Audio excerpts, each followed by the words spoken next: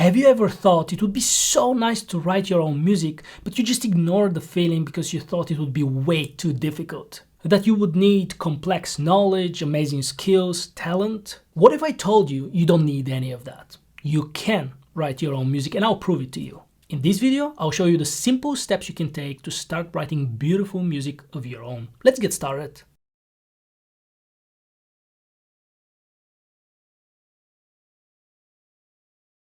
The chord progression that I've chosen for today is this one. Let's take things step by step and make them extremely simple so you're comfortable starting to compose your own music. So once you have a beautiful progression like this one, choosing a melody can be overwhelming sometimes. We can start extremely simple. Can we find one note from the first chord, which is this one, a C minor chord, or just this chord? If you don't know what a C minor chord is, it doesn't matter. To pick one of these three notes of the left hand and play them with the right hand. So for example, we can choose that note to be an E flat, the second note of the chord, the E flat, and play it together with the left hand like this. Then with the second chord, then with the third chord, with the last chord. Then we can do the same with the G of that chord, the last note. And then we can do it with the C. For example, I have a preference. I don't know if you have a preference, but for me, I feel that the C, I like that mood. To help you out, what you can do then is make the left hand move in the simplest way possible. Take the left hand as it is, right, the chords as they are, but break them into a bass and accompaniment like this. And do the same, this left hand version, combine it with the notes that we've just chosen for the right hand.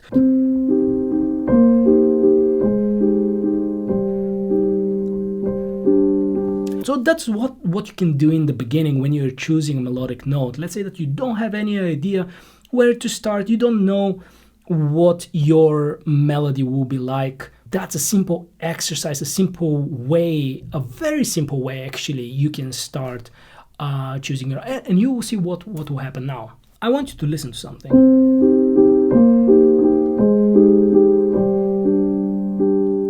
Does something feel off to you? So sometimes you have a little issue. Once you choose a note or you choose something, you have a little issue to solve, little problem. Like, does it not feel unresolved? Like, don't you feel like, isn't that going to be a nicer thing to do than keep the C, like you have the C for the first chord, C for the second chord, C for the fourth. You see, now we have a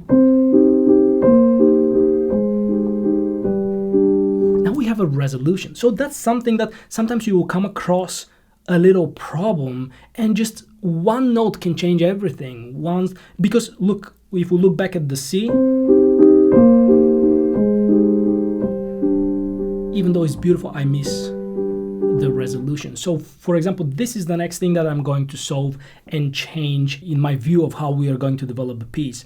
So we already have a little foundation, and now we think further. And before we continue with the video, for those of you who are interested, the link for composing lessons with me will be down below. Let's continue with the video. What I feel I would like to do now is, we have, with each note, we have one harmony, then we go to the A flat of the left hand and to this. Now, in order for me to feel what I want to do with this piece, I feel that I would like to have more space. And what I mean by that is, don't limit yourself to one bar per chord of the left hand, because this is one bar. Let's say if we are in 3/4 at the moment, 1, 2, 3, 1. What if we give ourselves 2 bars instead?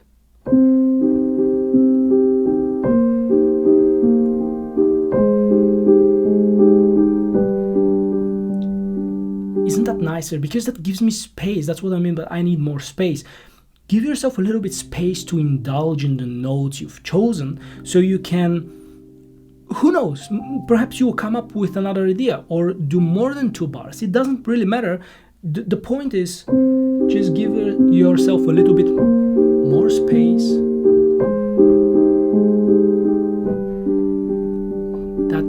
That makes me feel the music much more, because I have time to indulge in it more. So now that we have this, I don't know what you feel. I will just try to explain to you what I feel when I'm doing this.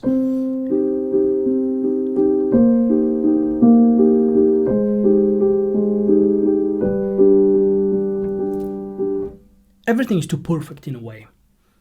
So everything sounds in harmony, everything sounds nice. There's a certain nostalgic feeling into this music, but what if we introduce additional tension? What if we try to introduce something that is going to make things more painful, let's say, or that the story becomes a little bit more intense? Because it's a little bit too comfortable at the moment. There's nothing wrong with that. We're just experimenting and looking for something. So what if we look for an additional note, let's say in the right hand, that could give us that tension, that could give us that pain? What if we look like for a random note in the... or... ooh, that, for example, is... that's nice. Because the B flat, even though it sounds discordant in a way, doesn't represent pain for me as... that's quite nice, because you can go with C, but that's nothing, that's no tension.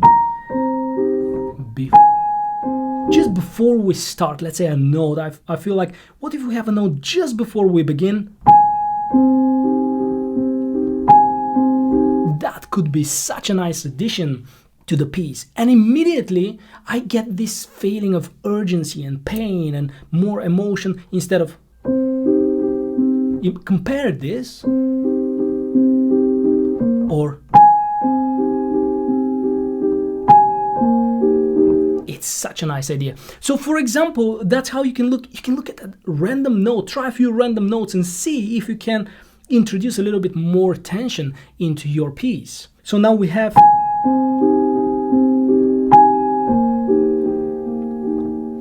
so now we have another problem. With every new idea, you might get another problem. While it sounds nice, when we have this tension, do you also feel that this tension needs to be resolved? Like, if it's with the first harmony, and then again with the same harmony, it's kind of okay, but what if we resolve that pain and that tension? It's like an urgent cry for something, but then it's resolved. Isn't that going to be wonderful? Because look, the reason that this A flat sounds so nice in the beginning is we have this if A flat. It creates such tension that if we resolve it, and then automatically we add another 2 bars of the same chord, because we need that. We don't want, because that will move too quickly. So we can have 2 bars of the same chord with A flat and C, and then the resolution with the same. We can continue then with the same note if we want to. But now what happens is that we are having a resolution and an additional 2 bars of the left hand of the same chord. So that's what's so interesting to see here, is that every time you make a decision and you make a choice about something, something else is going to follow from that. Like we introduced the note with tension, then I missed the solution. The resolution, the comfort we are seeking, leads us to wanting to have an extra 2 bars of the same chord.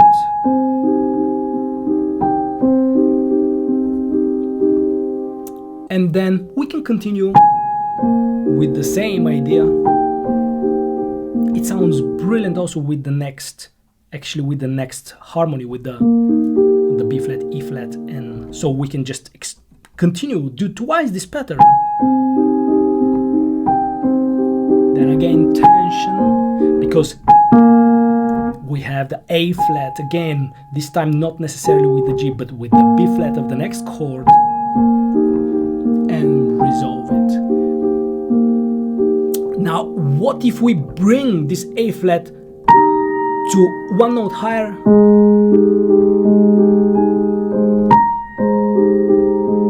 That can be absolutely wonderful, because we have A flat, resolve, A flat, resolve, B flat. Then maybe we can bring it to A flat. We'll see now how that will sound. But that's already a pattern. Twice the same, twice the same. Then we go into the next note, even a more painful outcry into the B flat, which is again discordant because of our 3rd chord in the left hand with the A flat. So we have B and A flat.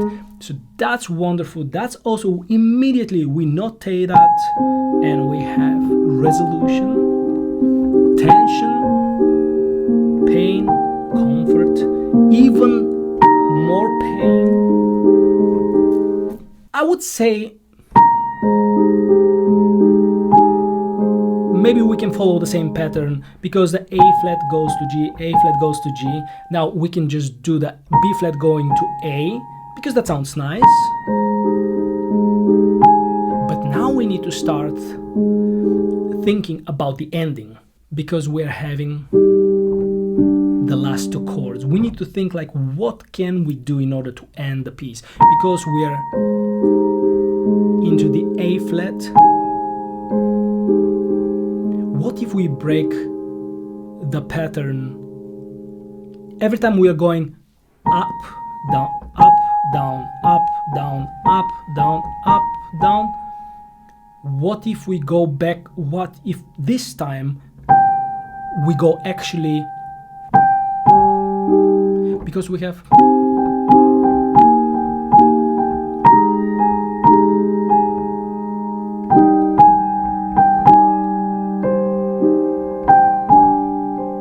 what if we have, that would be beautiful, because now we are going back to our A flat, but not anymore with an upper note, but with a lower note. So we can get,